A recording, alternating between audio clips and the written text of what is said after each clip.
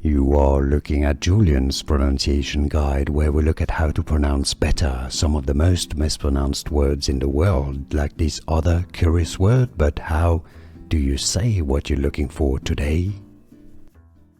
Let's learn how to pronounce the name of this French composer for more pronunciations from French, but more importantly from music, classical music, or names that many mispronounce. Make sure to stay tuned. We've got many here.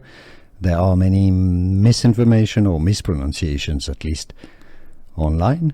It's pronounced in French, in France, Darius Milhaud. I know it doesn't necessarily obey all the rules of pronunciation in French. This name, it's kind of an exception, but it's pronounced Milhaud. The D is definitely silent.